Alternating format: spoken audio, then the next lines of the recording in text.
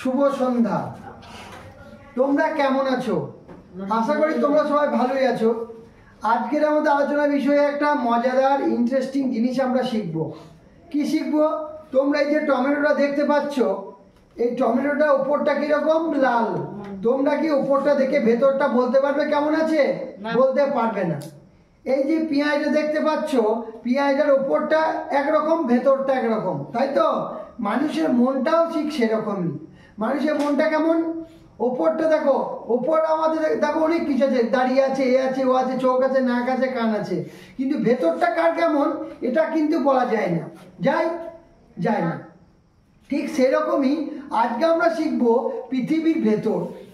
পৃথিবী আমরা শিখেছি যে এটা হচ্ছে পৃথিবী। এবার পৃথিবীর ভেতরটা কেমন আছে এটা কিন্তু আমাদের জানা নেই। তাই আজকে আমাদের বিষয় হবে পৃথিবীর ভেতর। ঠিক আছে? তাহলে আজকে আমাদের আলোচনার বিষয় হচ্ছে অভ্যন্তর ভাগ, পৃথিবীর ভেতরকার অংশ। ভালো করে দেখো, ভালো করে, আজকে ইন্টারেস্টিং বিষয় কিন্তু।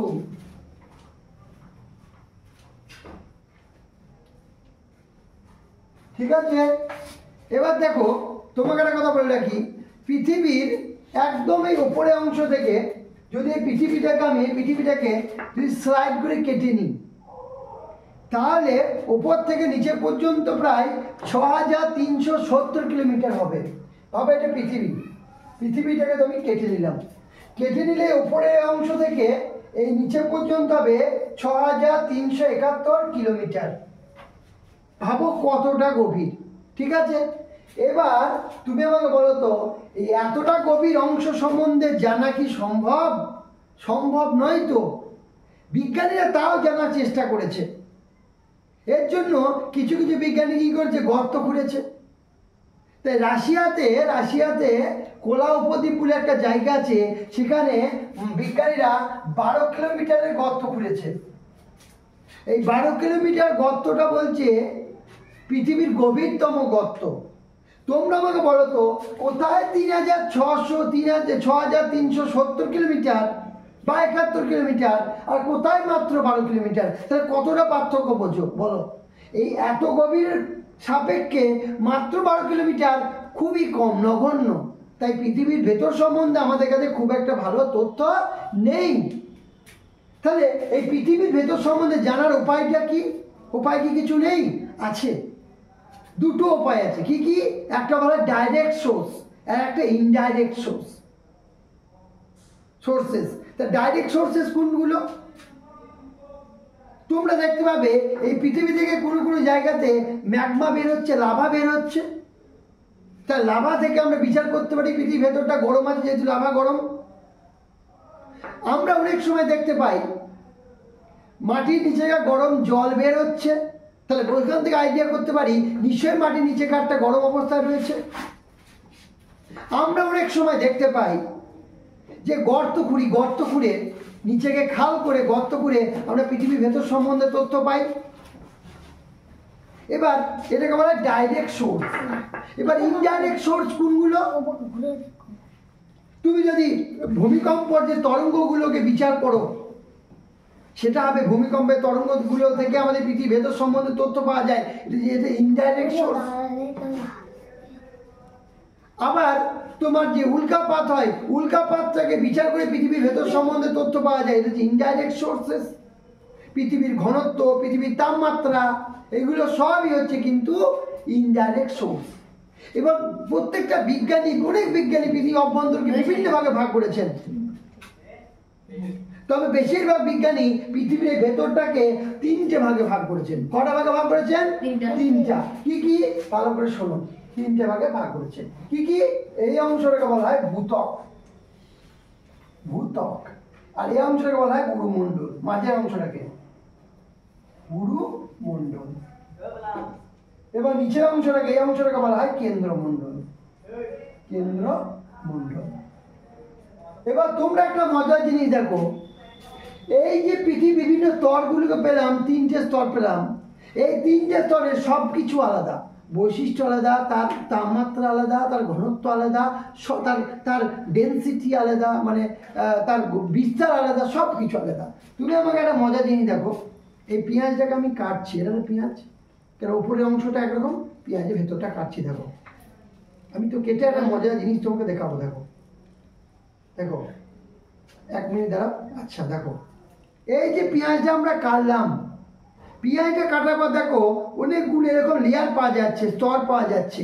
এ দেখো এটা একটা স্তর, এটা একটা স্তর, এটা একটা স্তর, অনেকগুলো স্তর পাবে। কিন্তু স্তর পাওয়ার পরে পরে দেখবে এটাকে খোলো, দেখো খুলে গেল, খুলে যাবে, খুলে যাবে। দ্বিতীয় স্তরটাকে খোলো, এটাও খুলে যাবে। তৃতীয় স্তরটা খোলো, খুলে যাবে। তাই পৃথিবীর ভেতরেও বলছে এই পেঁয়াজের খোসার মতন বা পেঁয়াজের মতন অনেকগুলো লেয়ার বা স্তর রয়েছে। এই একটা স্তর তার ঘনত্ব আলাদা, তার গভীরতা আলাদা, সব কিছুই আলাদা। তাই তুমি দেখো, ভালো করে দেখো, তাই পৃথিবীর ওপরের স্তরটাকে বলা হয় ভূত্বক। এই ভূত্বকের গভীরতা সব জায়গায় সমান নয়। কোনো কোনো জায়গাতে এই ভূত্বকটা মেনলি বেসিক্যালি বলছি যে 0 থেকে শুরু করে এটা মোটামুটি 35 কিলোমিটার বা 33 কিলোমিটার এর হচ্ছে গড় বিস্তার, গড় বিস্তার। তবে এই ভূত্বককে কিন্তু দুটো ভাগে ভাগ করা যায়। কি কি? SI সিয়াল আর SIM সীমা। সিয়াল এবং সীমা। এই সিয়াল কি দ্বারা তৈরি? সিলিকা। SI দিয়ে সিলিকা এবং AL দিয়ে অ্যালুমিনিয়াম। সিলিকা অ্যালুমিনিয়াম তৈরি উপরের স্তরটাকে বলা হয় সিয়াল এবং নিচের স্তরটা SI মানে সিলিকা আর MA ম্যাগনেসিয়াম। সিলিকা ম্যাগনেসিয়াম দ্বারা তৈরি নিচের অংশটাকে এটা বলা হয় সীমা আর উপরের অংশটাকে বলা হয় সিয়াল। এই সিয়াল এবং সীমাকে দেখো এই যে লেয়ারটা স্তরটা আলাদা করেছে, একটা জায়গা আলাদা করে, যেটাকে বলা হয় একটা বিযুক্তি রেখা। এই বিযুক্তি রেখাটার নাম কি? কর্ণাটক বিযুক্তি রেখা। বিযুক্তি রেখা আবার কি জিনিস? যখন তোমরা, এটা উত্তর দিনাজপুর, আমাদের উত্তর দিনাজপুর থেকে তুমি যদি দক্ষিণ দিনাজপুর যাও, দুটো দিনাজপুরের মাঝে একটা লাইন রয়েছে, দেখবে পৃথক করছে। এটা কি? ডিভাইডার। সেই ডিভাইডারকে বলা হয় বিযুক্তি রেখা। তোমাদের একটা ক্লাসরুম, পাশে একটা ক্লাসরুম আছে, মাঝখানে যে দেওয়ালটা রয়েছে, দেওয়ালটা যে দুটো রুমের একটা ডিভাইডার করে, পৃথকীকরণ করছে, আলাদা করছে। তুমি যদি পেঁয়াজটাকে ভালো করে দেখো, এই পেঁয়াজটাকে ভালো করে দেখো, এই দেখো একটা পেঁয়াজের একটা স্তর, এটাকে বলা হয় শিয়াল। এ দেখো একটা অংশ সীমা। এই শিয়াল এবং সীমাকে এই মাঝের যে অংশটা পৃথক করলো, এটাকে বলছে বিযুক্তি রেখা। কি বলা হয়? কি বলা? বিযুক্তি রেখা। এই যে তাহলে কি শিখলাম আমরা? আমরা যে শিখলাম এই যে এইটাকে বলা হয় গুটেনবার্গ, এটা সরি, এটাকে বলা হয় কনরাড বিযুক্তি রেখা। কনরাড, কনরাড, কনরাড বিযুক্তি রেখা। এই কনরাড বিযুক্তি রেখা আবিষ্কার কে করেছিল? বিজ্ঞানী কনরাড। কত সালে? 1925। মনে রাখবে 1925 সালে বিজ্ঞানী কনরাড এই কনরাড বিযুক্তি রেখাটাকে আবিষ্কার করলেন। এবার বলে রাখি, এই যে শিয়াল তরটা পেলে, ভূত্বকের যে উপর অংশটা শিয়াল, এই শিয়াল তরটা বেসিক্যালি মানে রয়েছে কি দ্বারা? সিলিকা অ্যালুমিনিয়াম এবং এর ঘনত্বটা কম। এই স্তরের ঘনত্বটা কত? শিয়ালের ঘনত্ব হচ্ছে গিয়ে 2.7 গ্রাম পার ঘন সেমি। সীমা, এই যে সীমা তলটা পাচ্ছ, সীমা তলে ঘনত্ব হচ্ছে 2.9 বা 3 গ্রাম পার ঘন সেমি। এবার তুমি আমাকে বলো তো, এই যে শিয়াল তরটা রয়েছে সিলিকা অ্যালুমিনিয়াম দ্বারা তৈরি, এই শিয়াল তরটা বেসিক্যালি গ্রানাইট জাতীয় শিলা দ্বারা তৈরি। কোন শিলা দ্বারা তৈরি বললাম? গ্রানাইট। এবং সীমা যে তরটাকে বললাম তোমাকে, এই সীমা তরটা কিন্তু তৈরি তোমার ব্যাসল্ট দ্বারা তৈরি। কি দ্বারা তৈরি? ঠিক আছে। আর তোমার এই যে শিয়াল তরটা বললাম, এটা হচ্ছে গ্রানাইট দ্বারা তৈরি। বুঝতে পেরেছ? এবার ভূমিকম্পের যে এই যে শিয়াল তরটা বলছি, এই শিয়াল তরটা ভালো বুঝে নাও, এই শিয়াল তরটা কিন্তু তার গভীরতা সব জায়গায় সমান নয়। কোথাও রয়েছে তোমার 30 কিলোমিটার, কোথাও রয়েছে 35 কিলোমিটার। তবে মাউন্ট এভারেস্টের নিচে এই শিয়াল তরটার গভীরতা প্রায় 70 কিলোমিটার। 70 কিলোমিটার। বুঝতে পেরেছ? স্যার। কিন্তু যে সীমা তরটা রয়েছে, এটা মাত্র 5 থেকে 10 কিলোমিটারের গভীরতা। কত? 5 থেকে 10 কিলোমিটারের গভীরতা, 5 থেকে 10। তবে গড় যদি ভূত্বকের গড়, এই ভূত্বকটার গড় যদি তুমি গড় দেখো, তাহলে সেটা হচ্ছে মোটামুটি 30 থেকে 35 কিলোমিটার হচ্ছে গড়। বুঝতে পেরেছ? এবার আমরা শিখবো এই যে ভূত্বক তাহলে খতম হয়ে গেল। এবার একটা কথা বলে রাখি, ভূত্বকের মধ্যে যে পৃষ্ঠ তরঙ্গ রয়েছে, ভূমিকম্পে পৃষ্ঠ তরঙ্গ হচ্ছে এল তরঙ্গ, ঠিক আছে? তারপর হচ্ছে লাভ তরঙ্গ বা রিলে তরঙ্গ। এই যে তরঙ্গগুলোকে বলা হয় পৃষ্ঠ তরঙ্গ, এইগুলো এই স্তরের মধ্যে দেখতে পাওয়া যায়। কিন্তু এবার আমরা শিখব পরবর্তী স্তরটার নাম হচ্ছে গুরুমণ্ডল। সেটা আবার কি জিনিস? গুরুমণ্ডল আছে গিয়ে এই যে তোমার 35 কিলোমিটার থেকে শুরু করে 35 কিমি থেকে শুরু করে 2900 কিলোমিটার পর্যন্ত, 2900 কিলোমিটার পর্যন্ত আছে আমার গুরুমণ্ডল। এই গুরুমণ্ডল শুরু হচ্ছে কোথা থেকে? এই যে তোমার এই যে ভূত্বক আর এই যে গুরুমণ্ডল, এর মাঝে রয়েছে মোহ বিযুক্তি রেখা। মোহ বিযুক্তি রেখা, এই মোহ বিযুক্তি রেখা আবিষ্কার করেছিল বিজ্ঞানী মৌরবিশিক 1909 সালে। কত সালে? 1909 সালে আবিষ্কার হলো। 1909 সালে কি আবিষ্কার করলেন? বিজ্ঞানী মৌরবিশিক। এই যে 35 কিলোমিটার থেকে 2900 কিলোমিটার পর্যন্ত এটা গুরুমণ্ডল। গুরুমণ্ডলের গড় গভীরতা যদি তুমি দেখো, গভীরতা দেখো, তাহলে এই যে 35 কিলোমিটার থেকে 2900 পর্যন্ত রয়েছে এবং এর ঘনত্ব হচ্ছে গিয়ে 3.5 থেকে 5.5 গ্রাম আর ঘন সেমি। এবার তোমাকে একটা জানতে হবে একটা জিনিস।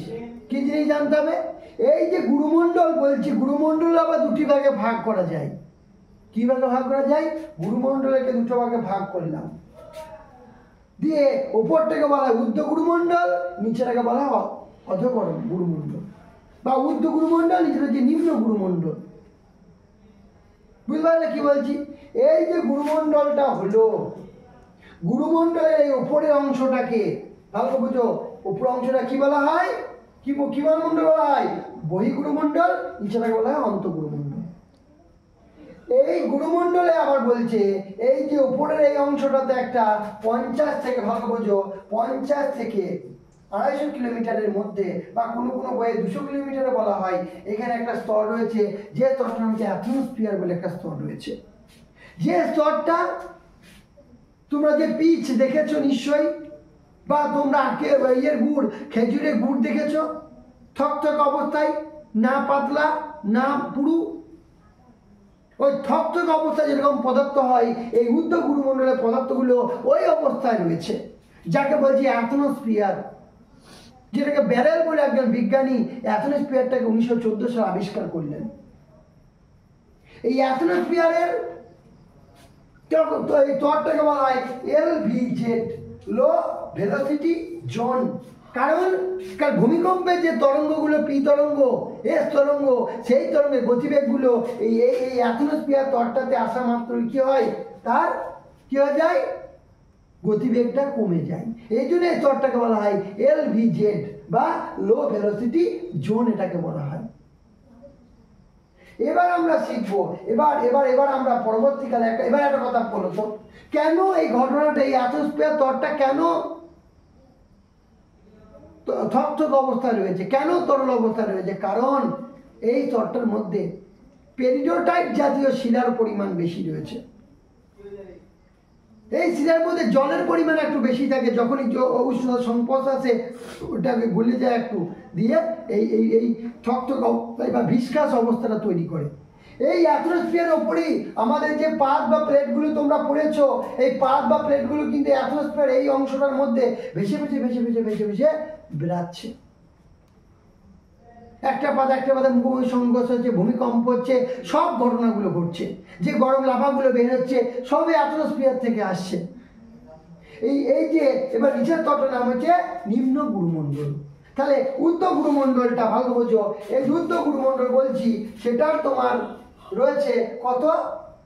এই যে 35 কিলোমিটার থেকে 660, কোনো কোনো বইয়ে বলে, কোনো কোনো বইয়ে 700 কিলোমিটার পর্যন্ত রয়েছে।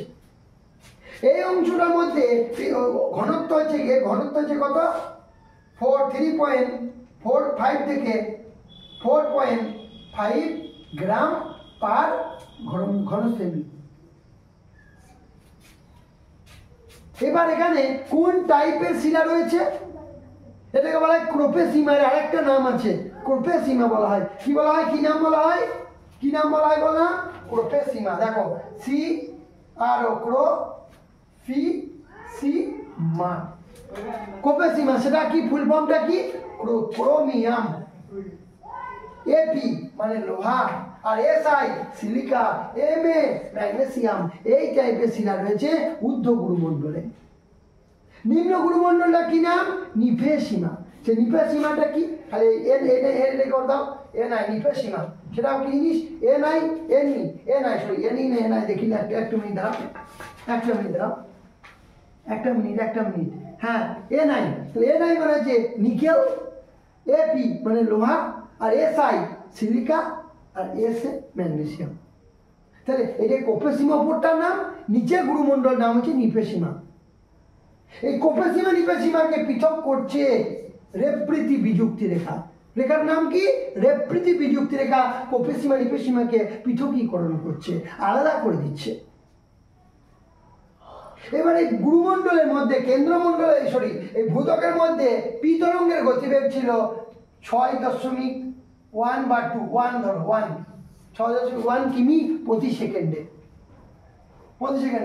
এবার তোমার এই এস তরঙ্গের গতিবেগটা একটু কম ছিল, কত কম ছিল, ওই মোটামুটি 3.5 কিমি পার সেকেন্ড। কিন্তু গুরুমণ্ডলে এসে ওর গতিবেগটা একটু বেড়ে যাচ্ছে, কত হচ্ছে, এই যে পি তরঙ্গের গতিবেগ যেটা বললাম, পি তরঙ্গের গতিবেগটা মোটামুটি ধরো একটু বেড়ে যাচ্ছে। কত হয়ে যাচ্ছে, এইটা গতিবেগ মোটামুটি হয়ে যাচ্ছে 7 থেকে 8 কিমি পার সেকেন্ডে। এস তরঙ্গটা আর একটু বাড়ছে, এস তরঙ্গ 5 চলে যাচ্ছে, 5 কিমি পার সেকেন্ডে। এবার আমাদের লাস্ট স্তর যেটা শিখবো সেটা হচ্ছে কেন্দ্রমণ্ডল। এই যে আরেকটা কথা বলে দিই তার আগে, এই গুরুমণ্ডলের পর পরবর্তী যে স্তর, গুরুমণ্ডলের নিচে যে স্তরটা সর্বনিম্ন স্তর, সেটা হচ্ছে কেন্দ্রমণ্ডল। এই কেন্দ্রমণ্ডল 2900 থেকে শুরু করে একদম 6370 কিলোমিটার পর্যন্ত বিস্তৃত, এটা বলে কেন্দ্রমণ্ডল। কি বলে, কেন্দ্রমণ্ডল। কেন্দ্রমণ্ডলটাতে কিছু কিছু বৈশিষ্ট্য আছে, ইউনিক বৈশিষ্ট্য। কি, যে ঘনত্বটা শিখলে তোমরা, এই ঘনত্ব পরিমাণ কেন্দ্রমণ্ডল পৃথিবীর সব থেকে বেশি। কত, 6000 যে 70, একদম এখানে নিচে যদি চলে যায়, একবার নিচে, তাহলে তুমি 13 থেকে 14 একদম গ্রাম পার ঘনসেমি পাবে। তাহলে একটু উপরে যদি যাও, তাহলে মোটামুটি ধরো রেঞ্জ ছোড়ো, তাহলে 9 থেকে একদম 13 বা 14 গ্রাম পর্যন্ত এর হচ্ছে ঘনত্ব। এই স্তরটা প্রচুর পরিমাণে ঘনত্ব রয়েছে। কেন রয়েছে এত ঘনত্ব, কারণ লোহা এবং অ্যালুমিনিয়াম একদম ভরপুর রয়েছে এই স্তরটার মধ্যে, ওই জন্য এত ঘনত্ব। লোহা এবং যেহেতু লোহা এবং নিকেলের পরিমাণ বেশি থাকার জন্য এই স্তরটার নাম হচ্ছে নিফে, এনআই নিকেল, এফি লোহা। এই লোহা নিকেলের পরিমাণ বেশি থাকার জন্য এই স্তরটার ঘনত্বটাও বেশি, ডেনসিটি বেশি। কত ডেনসিটি, 9 থেকে 13 বা 14 গ্রাম পার ঘনসেমি। এবার আমাকে বলো তো, এই যে 2900 থেকে 6370 কিলোমিটার, এইটাকে বিয়োগ করে দেখবে প্রায় 3471 কিলোমিটার এই স্তরটার ঘনত্ব। গুরুমণ্ডল যেখানে পৃথিবীর, গোটা পৃথিবীর 83% আয়তনকে কভার করছে, গুরুমণ্ডল যেখানে 83% আয়তনকে কভার করছে, এবার আমাদের কেন্দ্রমণ্ডল সেখানে মাত্র 18%, বাস কোনো বইয়ে 17ও বলা হয় থাকে, 17 বা 18 বা 16ও বলে কোনো বইয়ে, 16 বা 17 বা 18% কভার করছে। পৃথিবীর মোট ভরের কেন্দ্রমণ্ডল যেখানে 68%, গুরুমণ্ডল যেখানে 68% তোমার মোট আয়তনকে কভার আপ করছে, আয়তনের পৃথিবীর মোট ভরের 68% আছে রয়েছে গুরুমণ্ডল, আর কেন্দ্রমণ্ডল থেকে 34% রয়েছে। এবার তুমি আমাকে বলো তো যে এই যে কেন্দ্রমণ্ডল বা দুটো ভাগে ভাগ আছে, কি কি? ঊর্ধ্ব কেন্দ্রমণ্ডল, নিম্ন কেন্দ্রমণ্ডল। এই যে 5150 কিলোমিটার পর্যন্ত এই যে অংশটা রয়েছে, এই 2990 থেকে 5150 পর্যন্ত, এটাকে বলা হয়, কি বলা হয়? ঊর্ধ্ব কেন্দ্রমণ্ডল। এবং 5150 থেকে এই যে 6370 কিলোমিটার পর্যন্ত, এটাকে বলা হয় নিম্ন কেন্দ্রমণ্ডল। কি বলা হয়? নিম্ন কেন্দ্রমণ্ডল। এবার আমাকে বলো তো এই যে কেন্দ্রমণ্ডল এবং গুরুমণ্ডল এবং কেন্দ্রমণ্ডল এর মাঝে একটা বিযুক্তি রেখা রয়েছে। বিযুক্তি রেখাটার নাম কি? তুমি কি বলতে পারবে? না, জানো না। এই বিযুক্তি রেখার নাম হচ্ছে গুটেনবার্গ বিযুক্তি রেখা। কি বিযুক্তি রেখা? গুটেনবার্গ বিযুক্তি রেখা। বিজ্ঞানী বেনো গুটেনবার্গ 1912 সালে এই বিযুক্তি রেখাটা আবিষ্কার করলেন। এবার এই যে 2900 থেকে এই যে 5150 কিলোমিটার পর্যন্ত, এটা তো ঊর্ধ্ব কেন্দ্রমণ্ডল হলো, এবং এখান থেকে নিচেরটা যে নিম্ন কেন্দ্রমণ্ডল, এইখানে দুটোকে আলাদা করছে একটা বিযুক্তি রেখা, সেটার নাম হচ্ছে লেহম্যান বিযুক্তি রেখা। লেহম্যান বিযুক্তি রেখা। এই ঊর্ধ্ব কেন্দ্রমণ্ডলটা সালফারের পরিমাণ প্রচুর বেশি, সালফার, এই জন্য কিন্তু সালফারের পরিমাণ বেশি থাকার জন্য এইটা হচ্ছে তোমার কি রয়েছে?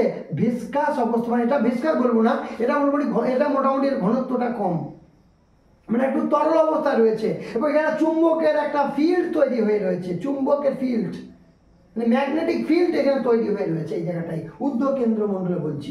এই জন্য যে ভূমিকম্পে যে তরঙ্গ আছে না, বডি ওয়েভ, পি এবং এস ওয়েভকে বডি ওয়েভ বলা হয়। তাই পি তরঙ্গ তো কঠিন, তরল, গ্যাসীয় সব মাধ্যমে যেতে পারে, কিন্তু এস তরঙ্গ কঠিনের মধ্যে যেতে পারে, তরল তরের মধ্যে যেতে পারে না। তাই আমাদের এই যে উত্তর কেন্দ্রমণ্ডলের মধ্যে এস তরঙ্গকে দেখা যায় না, খুঁজে পাওয়া যায় না। তাই আমরা আন্দাজ করতে পারি বা ভাবতে পারি এইখানে নিশ্চয়ই তরল অবস্থা রয়েছে। তরল অবস্থা যদি না থাকতো তাহলে উত্তর কেন্দ্রমণ্ডলের মধ্যে কেন পি তরঙ্গ, এস তরঙ্গকে আমরা খুঁজে পেলাম না? তো এইভাবে কিন্তু গোটা পৃথিবীর যে স্তর বিন্যাসটা করাছো।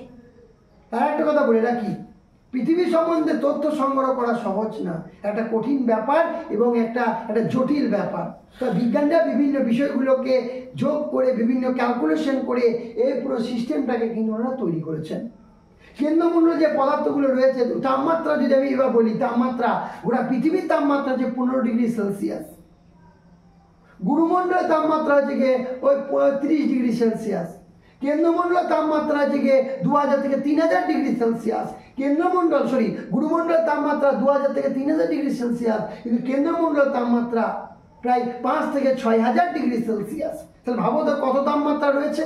তাহলে সবই তাপমাত্রাতে সমস্ত পদার্থগুলো গলে যাওয়ার কথা ছিল, কিন্তু অত্যাধিক পরিমাণে চাপের জন্য পদার্থগুলো গলতে পারে না। পদার্থগুলো একদম একটা কি বলবো, চাপে রয়েছে। তাপমাত্রা বেশি ঠিক আছে, কিন্তু চাপে রয়েছে। এই কেন্দ্রমণ্ডলের যে পদার্থগুলো রয়েছে জলের তুলনায় সেটা 10 থেকে 12 গুণ পর্যন্ত সেটা ভারী, বা তার 10 থেকে 12 গুণ তার বেশি গুণ ভারী। এবং গুরুমণ্ডল যে পদার্থগুলো সেটা জলের তুলনায় 5 থেকে 6 গুণ ভারী। তো এইভাবে গোটা সিস্টেমটা কিন্তু আমাদের পৃথিবীটা তৈরি হয়েছে। পৃথিবীর অভ্যন্তর ভাগটা এরকম রয়েছে। ঠিক আছে, তোমরা বুঝতে পেরেছ? ঠিক আছে, বাই, ভালো থেকো, গুড নাইট।